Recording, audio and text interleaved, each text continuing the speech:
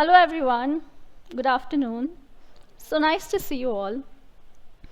Thank you for the kind introduction. All right, they've introduced me already, so I might as well begin.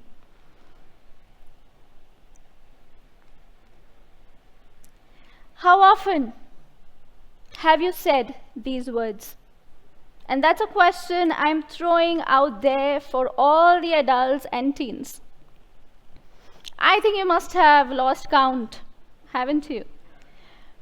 One of the golden words taught to us back in kindergarten, sorry has become a part of our regular vocabulary.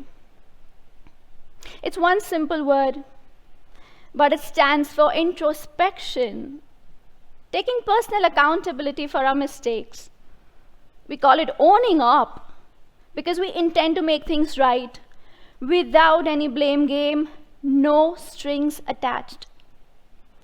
Well, as Harold J. Smith said, most people would learn from their mistakes if they weren't so busy denying them. So I guess call it ownership, personal accountability, anything. It won't work its magic until and unless we mean it when we say it, right? Okay, I'll have to admit that as a psychologist, I have always enjoyed working more with teenagers than adults.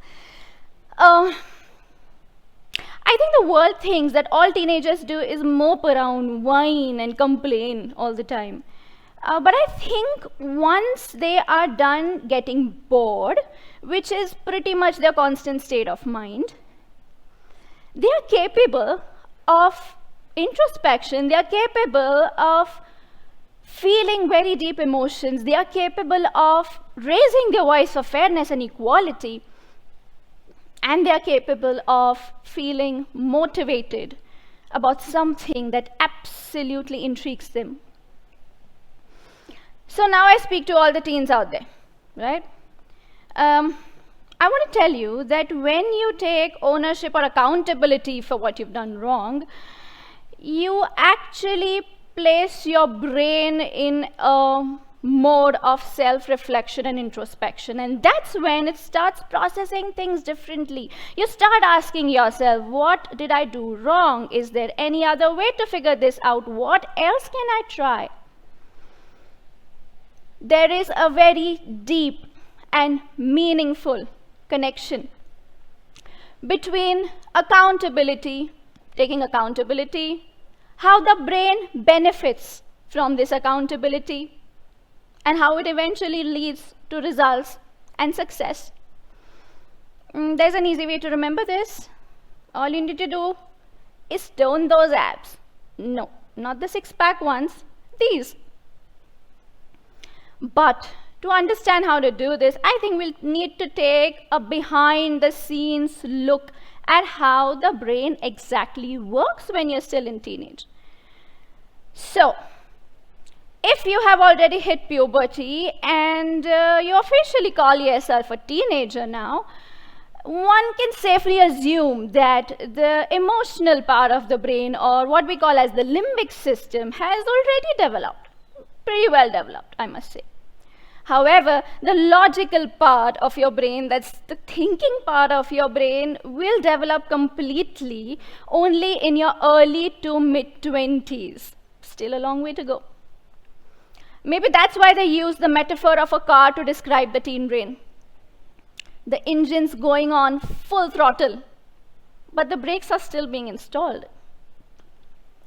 All right, since you see this here, the prefrontal cortex and the limbic system, let's talk about the prefrontal cortex, the CEO of your brain, the master control center.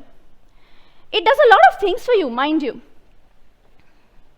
Learning, attention, memory, having an understanding of the consequences of your actions, making assumptions, introspection, empathy, creativity, judgment, problem solving, decision making, goal setting, organization.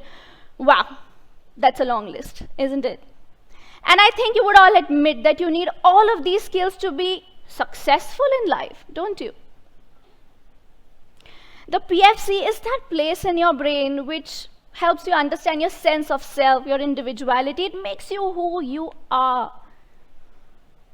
Think of it as a place where you draw a map of what you see, what you hear, and what you've experienced in life. It helps you connect the dots. So every day you say, "Dear PFC, I bow to thee." Remember, disclaimer, your brain wiring during teenage especially works on the principle of use it or lose it. If you don't exercise these connections in your PFC, they're bound to wither away. Anyway, having said all of that, let me come to the emotional center of your brain, the limbic system. This limbic system, being the emotional center, is highly, highly sensitive to danger. It absolutely cannot make the difference between a grumpy teacher and a growling animal. So imagine a grumpy teacher calls your name out in the middle of your classroom. It is probably going to trigger the same response in your brain that an approaching growling animal would do. Your pulse races, your heart's thumping against your chest. You feel faint and you're probably frozen with fear.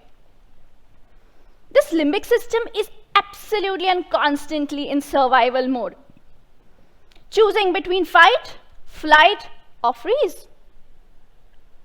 In fact, if the limbic system could talk, it would say, "I'd rather be wrong and safe than be right and dead."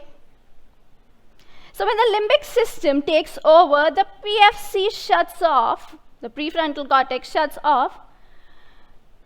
There's no new learning, there's no growth, so there's no success. So I guess we need to take a look at a few ways to keep our PFC alive and kicking.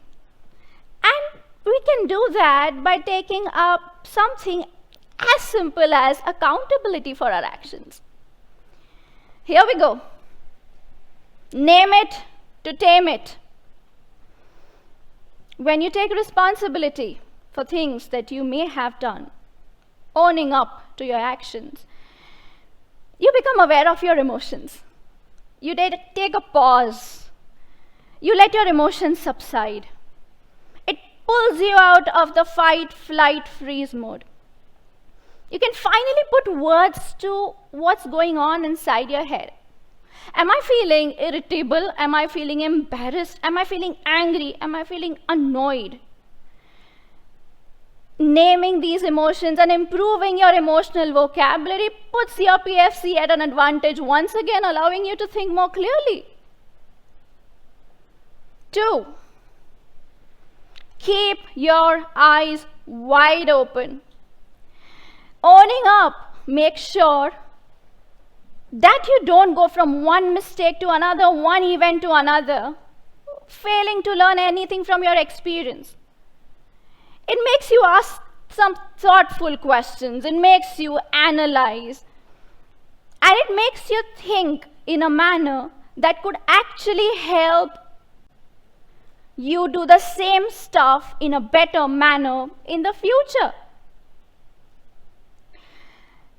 Moving on. Have a light bulb moment.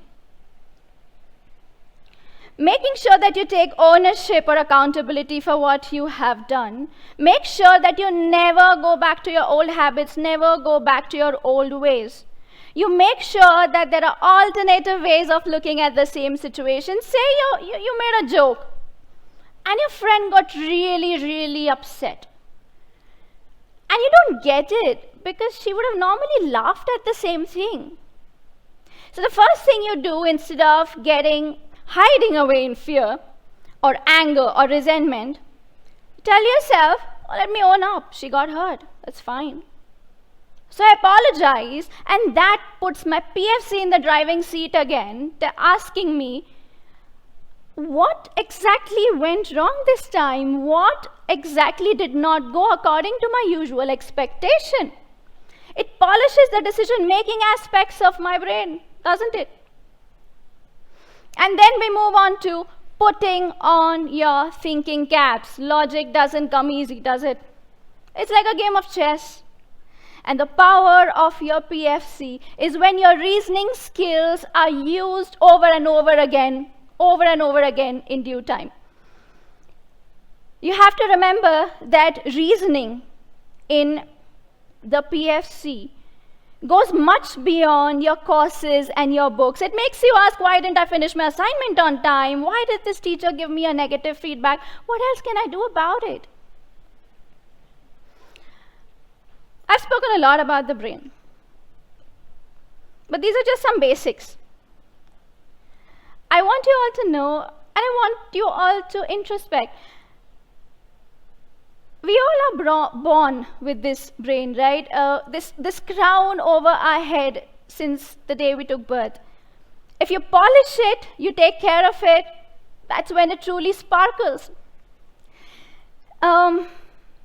Especially because you're still a teenager, I think it makes sense for you to keep polishing it because you can wire it in a way that you want to wire it. So please remember, owning up will help you walk the talk to success. And please don't forget to tone those abs. Thank you. Thank you so much.